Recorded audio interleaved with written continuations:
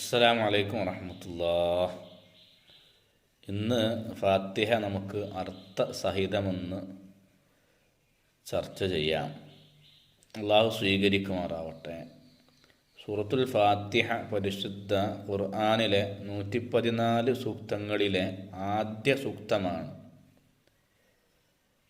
7 ആയത്തുകൾ, ബിസ്മി ഉൾപ്പെടെ 7 ആയത്തുകളുള്ള ഫാത്തിഹ ഒരുപാട് അനുഗ്രഹങ്ങളും ഫലങ്ങളും ഫാത്തിഹ സൂറത്ത് ഓതിയാൽ ലഭിക്കുന്നതാണ്. പ്രയാസങ്ങൾ നീങ്ങാനും ബറക്കത്ത് ഉണ്ടാവാനുമൊക്കെ ഫാത്തിഹ സൂറത്ത് കാരണമാകും. നാം എപ്പോഴും ഓതുന്നവരും അറിയുന്നവരുമാണ് ഫാത്തിഹ സൂറത്ത്.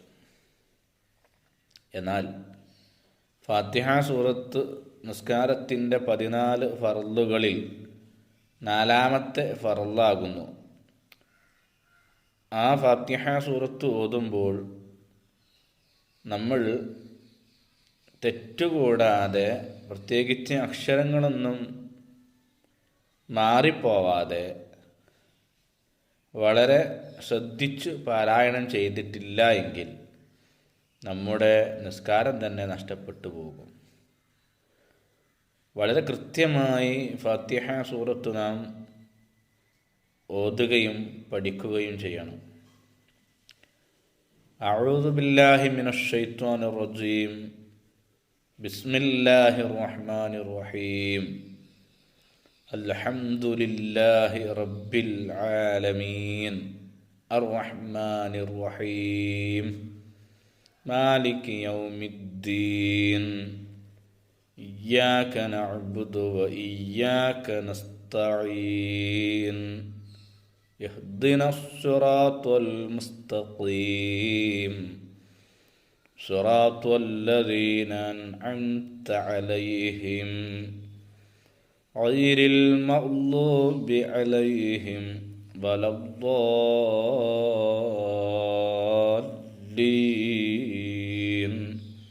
ആമീൻ.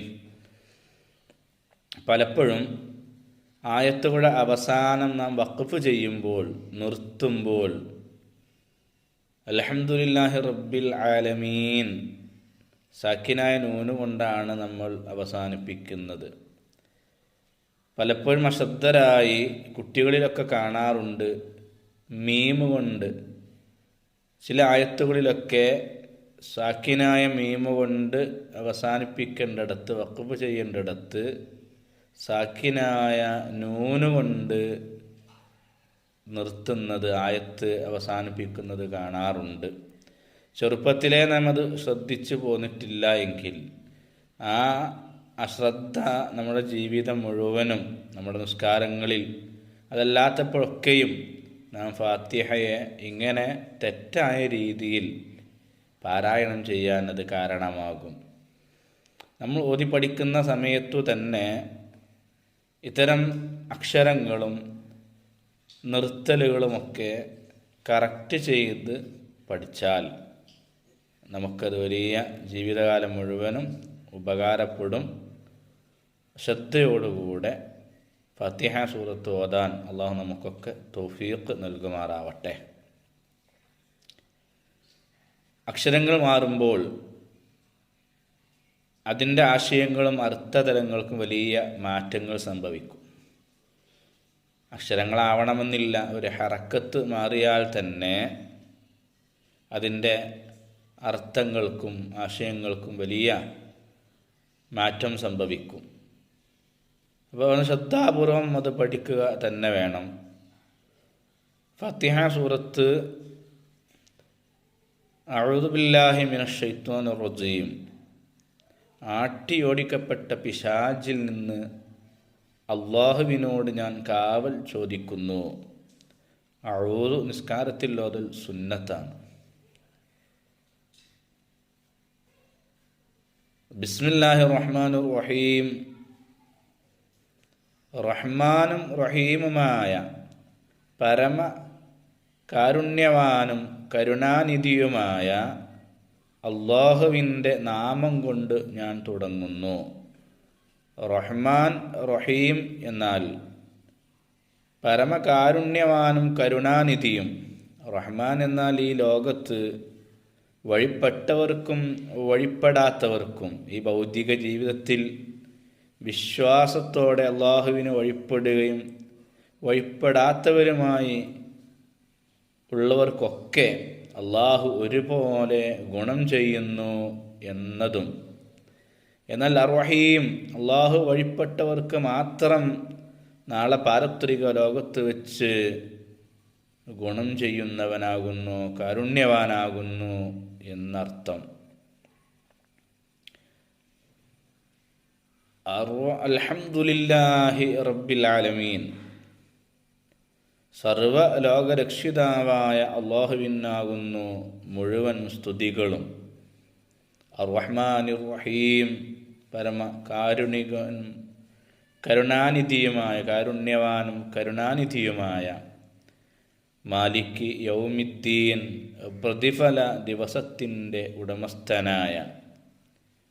ഇയ്യാക നഅ്ബുദു, അല്ലാഹുവേ നിനക്ക് മാത്രം ഞങ്ങൾ ആരാധനകൾ അർപ്പിക്കുന്നു.